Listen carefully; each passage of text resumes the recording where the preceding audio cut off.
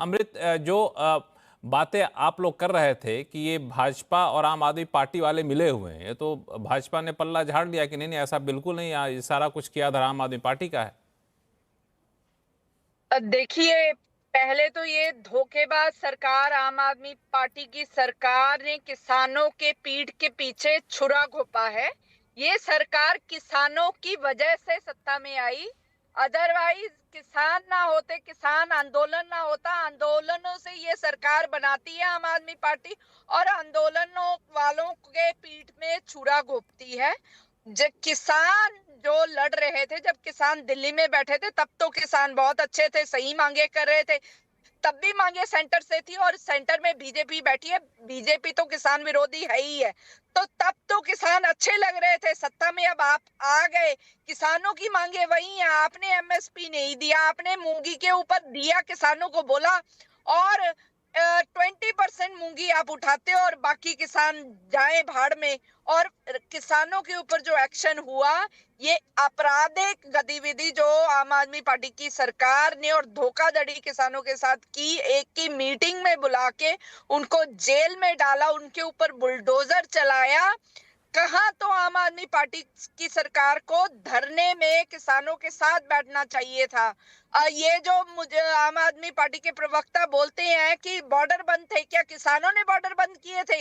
किसान दिल्ली जाना चाहते थे, बीजेपी ने क्यों रोका किसानों को दिल्ली जाने से? किसान अगर दिल्ली चले जाते, वहां पर बैठते, अपना धरना करते, ना पंजाब के रोड बंद होते, तो आम आदमी पार्टी किसानों के साथ खड़ी क्यों नहीं हुई? उसके साथ संघर्ष क्यों नहीं किया? सेंटर से लड़ाई क्यों नहीं की? उसकी ईंट के साथ ईंट बजा देते कि किसान दिल्ली तक पहुंच जाते। पर नहीं, इनको तो किसानों पे तशद्दद करनी है, विक्रमजीत उनके जी, घरों पे संक्षिप्त बुलडोजर में जवाब दे चलाना। दीजिए, हमारे तीन और मेहमान जुड़े हुए हैं। संक्षिप्त में जवाब दे दीजिए कि एक तो दिल्ली में आंदोलन चल रहा था, तब तो आपको तो बड़ा अच्छा लग रहा था, वो भी आंदोलन दिल्ली केंद्र सरकार के खिलाफ था, तब आपने बड़ा समर्थन किया। और दूसरा, आंदोलन तो आपके यहाँ हो नहीं रहा था, आंदोलन तो दिल्ली के लिए था, रास्ता बंद किया गया इसलिए वहां पर रुके रहे।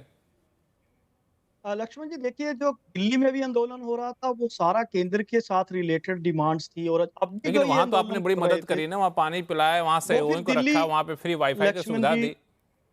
लक्ष्मण जी इसीलिए तो मैं बता रहा हूँ कि वो दिल्ली से रिलेटेड था। ये भी जो इनकी डिमांड्स थी सारी सारी केंद्र से रिलेटेड थी, लेकिन आर्थिकता का नुकसान पंजाब का। दूसरी बात ये कह रहे हैं तसद्दुद, पानी की बौछार कर दीजिए, ये कर दिया।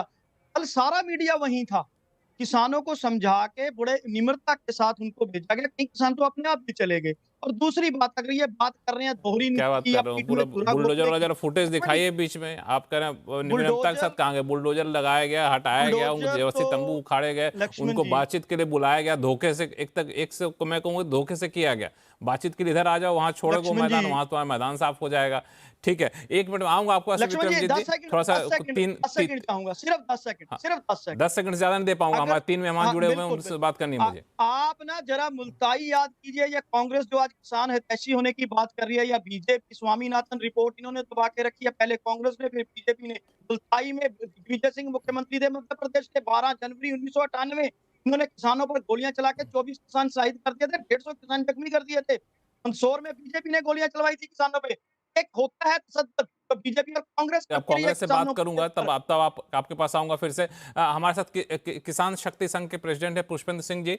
पुष्पेंद्र जी, ये पूरा आंदोलन अब कहां आपको जाता दिख रहा है? चूंकि धरना प्रदर्शन खत्म हो गया, अब किसानों से फिलहाल नजदीक में कोई राजनीतिक फायदा भी मिलने की संभावना नहीं दिख रही है, तो किसानों की मांग अब मानी जाए कि अब ठंडे बस्ते में चली जाएगी। नहीं, देखिए लक्ष्मण जी, देश का दुर्भाग्य आज की तारीख में ये है कि लोकतांत्रिक तरीके से धरने प्रदर्शन की कोई कीमत इस देश में नहीं बची। जबकि अभी पिछले दिसंबर में अभी मैं देख रहा था, इंडियन एक्सप्रेस में भी छपा था, और आपके दर्शकों के लिए बता दूं कि ट्रैक्टर्स जो है सेंट्रल लंदन में आ गए थे और उन्होंने पूरा प्रदर्शन किया था। ये आप देख सकते हैं, पूरा प्रदर्शन उन्होंने किया था और उनको किसी ने नहीं रोका था, लंदन के। तो ये जो है लोकतंत्र, ये भी होता है कि अपने देश का नागरिक जहां भी रह रहा है वो दिल्ली में, राजधानी में आ सकता है। तो सबसे पहली जो दिक्कत और गलती कर रही है सरकारें, वो ये है कि सरकार जो है दिल्ली में आने से इनको, किसानों को क्यों रोक रही है। अच्छा, दिल्ली सरकार यानी केंद्र सरकार की हम बात करें तो बीच में हरियाणा सरकार क्यों कूद रही है? हरियाणा सरकार ने किस आधार पे एक पूरे राज्य को काट के फेंक दिया? क्या इस देश में कोई भी राज्य कहीं से भी किसी का भी रास्ता रोक करके बैठ जाता है और उसको खाली करने का काम नहीं करेगा? उसकी वजह से मजबूरी में किसानों को वहां बैठना पड़ा। अभी 13 तारीख को मैं खुद खनौरी बॉर्डर पे था और वो पूरी रोड दोनों तरफ से खाली है, बीच वाले उसपे जो है किसान बैठे हुए हैं। हमारी गाड़ी पूरा आराम से घूम गई उनके चारों तरफ। तो ऐसा कुछ नहीं है कि वहां से आना, लेकिन आकर के आगे कहाँ जाए, आगे बैरिकेड लगाए हुए हैं हरियाणा सरकार ने। और आंदोलन लंबे समय तक करते रहो, 13 महीने कर लो, 14 महीने कर लो, 750 मर जाओ, लेकिन हम नहीं सुनेंगे। ये क्या कह रहा है? इसका मतलब वोट दे दिया, चुनाव खत्म हो गया, 5 साल तक मैं जैसे मर्जी जो है तुम्हारे ऊपर अत्याचार करूं, कोई सुनवाई नहीं होगी। तो ये देश को आप गलत दिशा में ले जा रहे हैं। अब आती है मांग वाली बात। मांग बिल्कुल ठीक है कि आशुतोष जी, केंद्र सरकार से ये है, चूंकि लेकिन अब केंद्र चुनाव खत्म सरकार हो गए, तक किसानों से कोई बहुत फायदा मिलने नहीं वाला है, तो इसीलिए मांग को आप ठंडे बस्ते में डाल दीजिए और ये सोचकर आंदोलन को जबरन खत्म कराना आपको लगता है कि राजनीतिक तौर पर काफी आत्मघाती साबित हो सकता है? नहीं, बिल्कुल देखो, देखिए मुझे आंदोलन जब भी हुए हैं, बड़े बदलाव हुए हैं, चाहे आशुतोष 77 जी, का आंदोलन हो। आशुतोष, जी पुष्पन जी आपके पास आऊंगा मैं, बाकी बाकी मेहमानों को जोड़ लेता हूँ। आशुतोष जी। देखिए लक्ष्मण जी, मुझे तो ये बात जो आम आदमी पार्टी सरकार की तरफ से जो जो जो कार्रवाई हुई है वो बिल्कुल समझ में नहीं आती है, क्योंकि आम आदमी पार्टी की ही सरकार थी जब किसान पहली बार 3 कानूनों के खिलाफ धरने में बैठे थे और लंबे समय तक धरने में बैठे थे। तो आम आदमी पार्टी के लोग खुद अरविंद केजरीवाल वहां गए थे और उनके प्रति अपनी सहानुभूति भी जताई थी और उनके मांगों का समर्थन भी किया था। अब वही सरकार अगर पंजाब के अंदर अगर किसानों को इस तरीके से हटा रही है, बुलडोजर चला रही है, जो तस्वीरें दिखाई पड़ रही हैं, ये तस्वीरें वाकई में बहुत ही एक डरावनी वाली तस्वीरें हैं कि क्या, और इस पर सहसा यकीन नहीं होता कि क्या यही सरकार अभी कुछ समय पहले तक किसानों के साथ सहानुभूति दिखा रही थी और अब उन्हीं के सारे टेंटों को तोड़ रही है, उनके पंखों को गिरा रही है और किसानों को वहां से जबरी उठा के बाहर फेंक रही है। तो अचानक क्या हो गया जिसकी वजह से ये कदम उठाना पड़ रहा? दूसरी बात देखिए, एक और महत्वपूर्ण बात यह है कि आम आदमी पार्टी कोई कोई कोई सामान्य पार्टी नहीं। आम आदमी पार्टी धरने प्रदर्शन और आंदोलन से ही उपजी हुई पार्टी है, इसलिए उसका नजरिया धरने प्रदर्शन और आंदोलन पर बिल्कुल होता है। दूसरी पार्टियों की तुलना में अलग होना चाहिए था। यहां पर उनका नजरिया अलग दिखाई नहीं पड़ता है। तो ये एक और इसमें एक आयाम है जिस पर चर्चा करने की जरूरत है।